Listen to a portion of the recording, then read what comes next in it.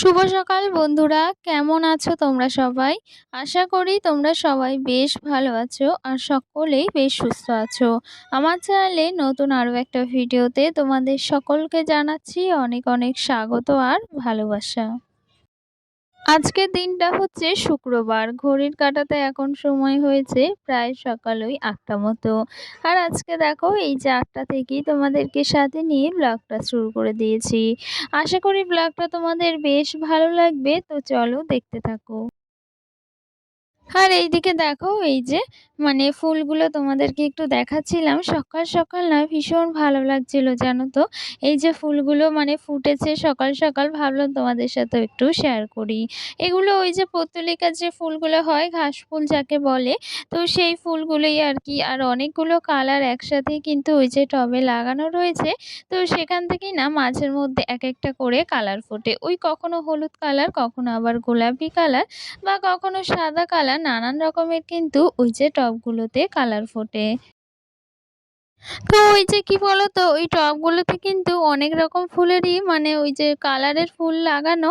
তো সেখান থেকে এই যে কটা গাছ বড় হয়েছে বলে ওই দুটো তিনটে কিন্তু ফুল ফোটে। যখন ওই যে সব ফুলগুলো ফুটবে না, তখন কিন্তু ওই টবটা দেখতে ভীষণ ভালো লাগবে। সকাল সকাল তোমাদের সাথে অনেক গল্প করে নিলাম, আর এইদিকে দেখো আমি রান্নাঘরটাও পরিষ্কার করে নিচ্ছি। কি বলো তো, কালকে রাত্রিবেলা ওই যে রুটি করা হয়েছিল, আর রুটি করা হলে না গ্যাসের অবস্থা কিন্তু ভীষণ খারাপ হয়ে যায়। যেহেতু ওই যে রুটিটা বেলা হয় তার সাথে কিন্তু ভাজা হয়, আটার গুঁড়োগুলো পড়ে। আর সত্যি কথা বলতে সেই রান্নাঘরে না রান্না করতে আর ভালো লাগে না। আর কেমনই লাগে জানো তো, ওই যে যখন রান্নাঘরে অতটা পরিমাণে নোংরা থাকে, তখন কিন্তু সেই রান্নাঘরে রান্না করতে একদম ভালো লাগে না। সাথে ওই যে বাসি রান্নাঘর, সেটা যদি মুছে না নিই তাহলে কিন্তু সেটা রান্না করাটা ঠিক না, ওরকম বাসি রান্নাঘরে। কি জানো তো, সংসারের মাঝে এমন অনেক নিয়ম কানুনই থাকে যে নিয়মগুলো কিন্তু মেনে চলা অবশ্যই দরকার। আর সেই নিয়মগুলো মেনে চললে কিন্তু সংসারে লক্ষ্মীশ্রী থাকবে। কি বলো তো, সংসারে যে লক্ষ্মীশ্রী বজায় রাখাটা কিন্তু একটা গৃহবধূর দায়িত্ব। কি জানো তো, ওই যে সংসারে সবাই কিন্তু সমস্ত দায়িত্ব পালন করে, কিন্তু ওই যে একটা গৃহবধূ কিন্তু পারে যে সংসারে লক্ষ্মীশ্রী ধরে রাখতে। তার জন্যই কিন্তু এই যে সকালবেলা এই নিয়মগুলো বা এই যে পরিষ্কার পরিপাটি, এই জিনিসগুলোই কিন্তু সংসারে লক্ষ্মীশ্রী বজায় রাখে। তো যাই হোক, তোমাদের সাথে কথা বলতে বলতে রান্নাঘরটা কিন্তু আমার একদম পরিষ্কার হয়ে গিয়েছে। আর এইদিকে দেখো এই যে কয়েকটা জামা কাপড়ও ছিল, ভাবলাম এগুলো একটু কেচে দিই। কেচে দেবো বলতে কি বলতো, ওই যে ঠাকুরের না কয়েকটা জামা কাপড় ছিল। ঠাকুরের ওই যে পুজোর সময় আর কি সিংহাসন থেকে অনেক কিছুই কিন্তু পাল্টানো হয়েছে কাপড়। তো সেক্ষেত্রে এই যে কাপড়গুলো নোংরা হয়েছিল। তো ভাবলাম আজকে কেচে দিই, সে কারণে কিন্তু একটু সার্ফ ও জল ভিজিয়েছি কাচার জন্য। আর সাথে একটা বেডশিটও রয়েছে। ওই যে ২-৪ টে কাপড় জামা, সেগুলো কিন্তু কেচে দেবো। আর কি বলতো, ওই যে সবসময় কিন্তু আমি রোজ কাচাকুচি করি না, যখন আর কি আমার চোখে পড়ে কিছু ময়লা হয়েছে, তখনই কিন্তু কেচে দিই সেইগুলো।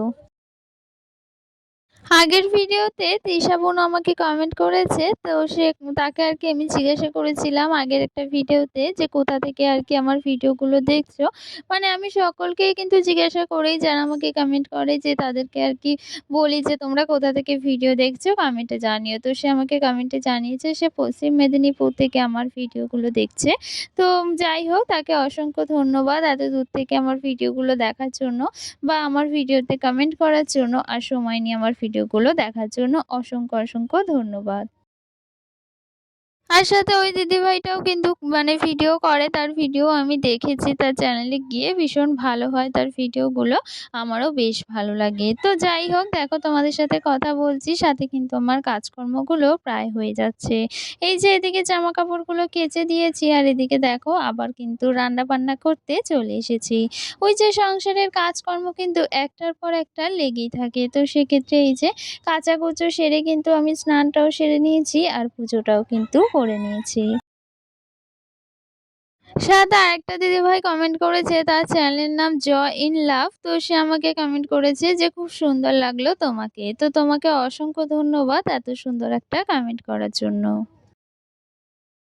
আর এইদিকে দেখো এই যে আমি রান্নাবান্না করছি, আর রান্নাবান্না বলতে আজকে কিন্তু ওই যে বরবটি দিয়ে আলু দিয়ে একটু ভাজা করেছি, আর সাথে কিন্তু মাছের ঝোল করব। আর মাছ বলতে ওই যে বাবা জালে কিন্তু ধরেছিল মাছ, মানে ওই মাছ ধরা হয় আর কি জাল দিয়ে, সেখানে ওই যে কই মাছ, ল্যাটা মাছ, সাথে ওই যে শোল মাছ বা শিঙি মাছ, নানা রকমের যে মাছগুলো হয় না সেই মাছগুলো কিন্তু আর কি জালে পড়ে।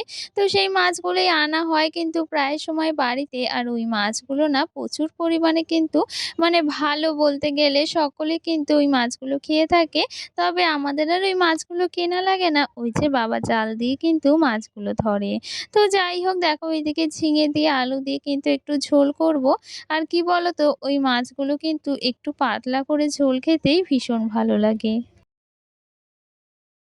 আর এদিকে দেখো একদম হালকা করে কিন্তু ওই যে একদম কম মসলা দিয়ে ঝিঙে দিয়ে আর আলু দিয়ে কিন্তু মাছের তরকারিটা করেছি, আর এদিকে মাছগুলো কিন্তু ভেজে রেখেছিলাম সেটাই দিয়ে দিলাম।